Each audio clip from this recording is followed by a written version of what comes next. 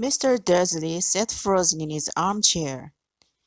Shooting stars all over Britain, owls flying by daylight, mysterious people in clocks all over the place, and a whisper about the porters.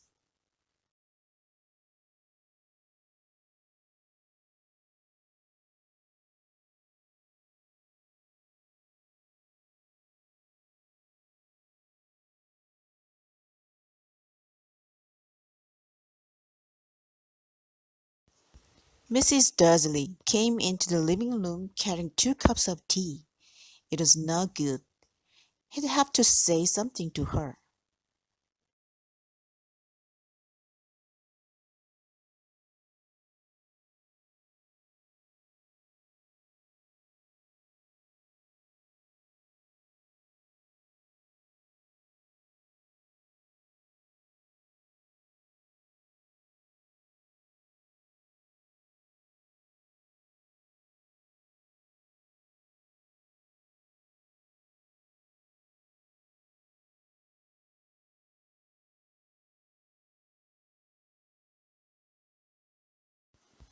He cleared his throat nervously.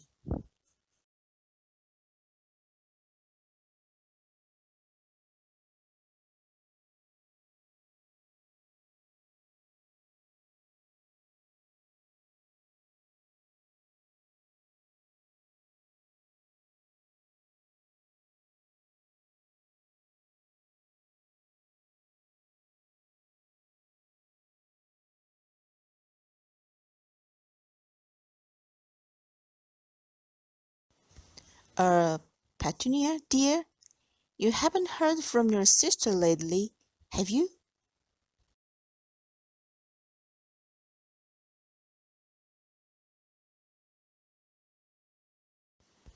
As he had expected, Mrs. Dursley looked shocked and angry. After all, they normally pretended she didn't have a sister. No, she said sharply. Why?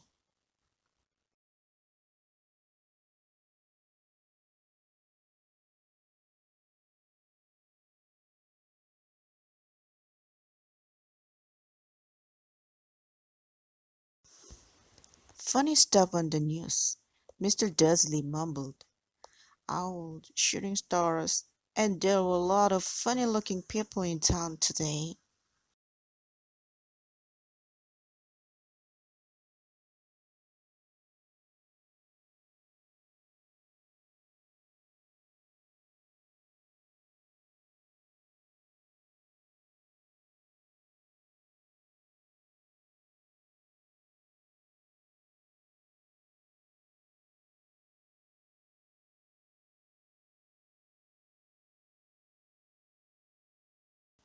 So, snapped Mrs. Dursley. Well, I just thought maybe it was something to do with, you know, her crowd.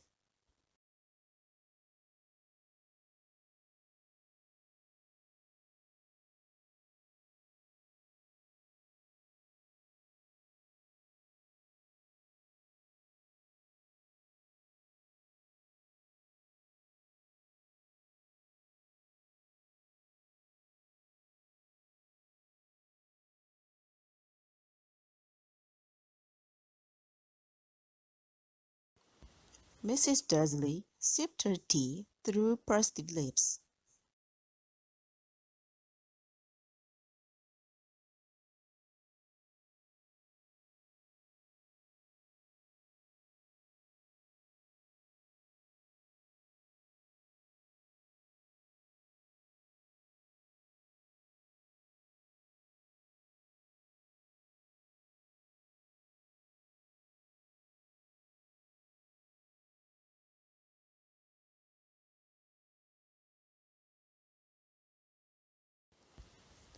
Mr. Dursley wondered whether he dared tell her he'd heard the name Porter. He decided he didn't dare. Instead, he said, as casually as he could, "Dear son, he'd be about Dudley's age now, wouldn't he?"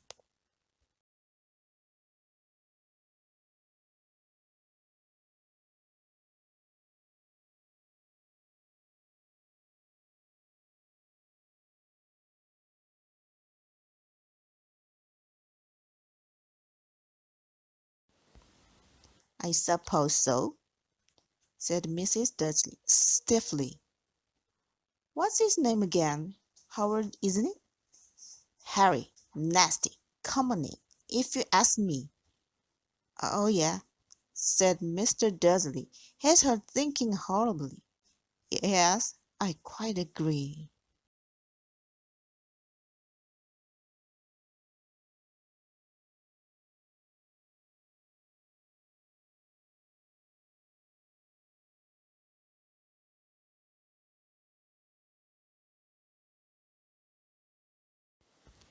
He didn't say another word on the subject as they went upstairs to bed.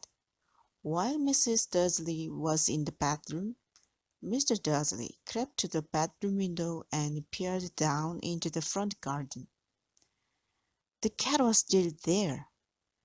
It was staring down Privet Drive as though it were waiting for something.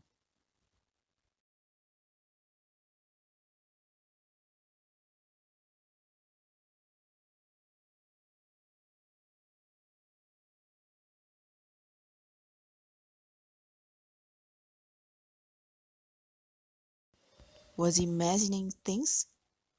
Could all this have anything to do with the Potters? If it did, if we got out that they were related to a pair of, well, he didn't think he could bear it.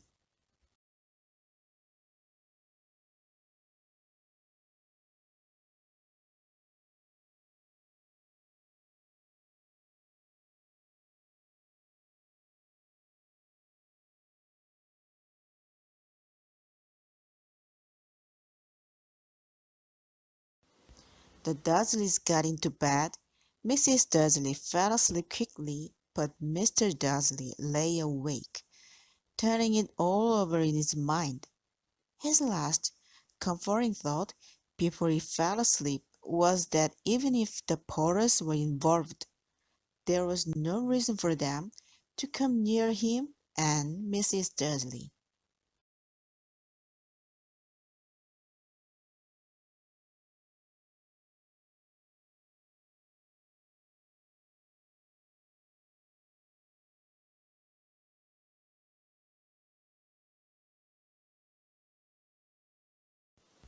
The Potters knew very well what he and Petunia thought about them and their kind.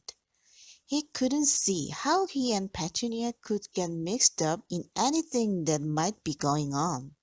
He yawned and turned over. It couldn't affect them.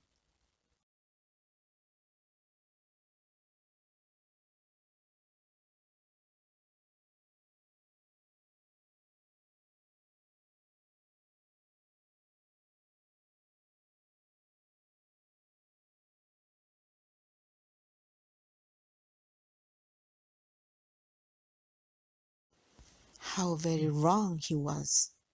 Mr. Dursley might have been drifting into an uneasy sleep, but the cat on the wall outside was showing no sign of sleepiness.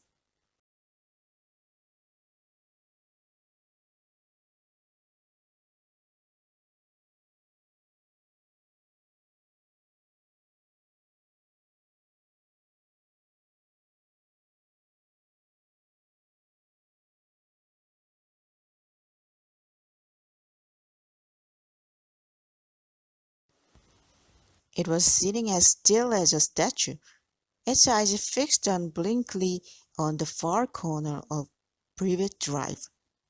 It didn't so much as quiver when a car door slammed on the next street, nor when two owls swooped overhead. In fact, it was nearly midnight before the cat moved at all.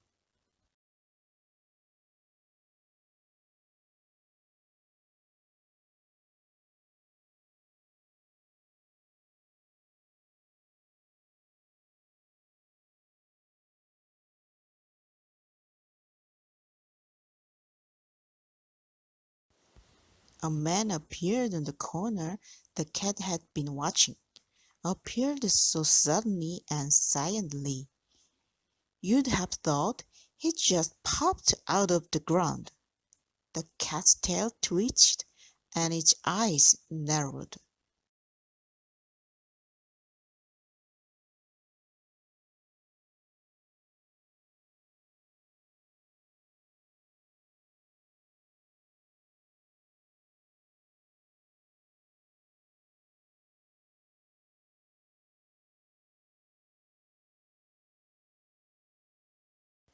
Nothing like this man had ever been seen on Privet Drive.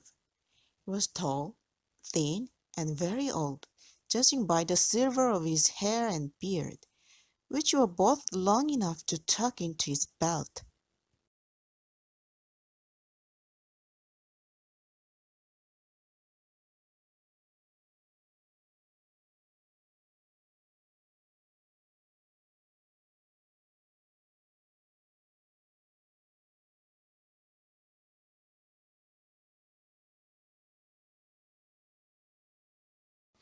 He was wearing long gloves, a purple cloak that swept the ground, and high-heeled, buckled boots. His blue eyes were light, bright, and sparkling behind half-moon spectacles, and his nose was very long and crooked, as though it had been broke at least twice. This man's name was Albus Dumbledore.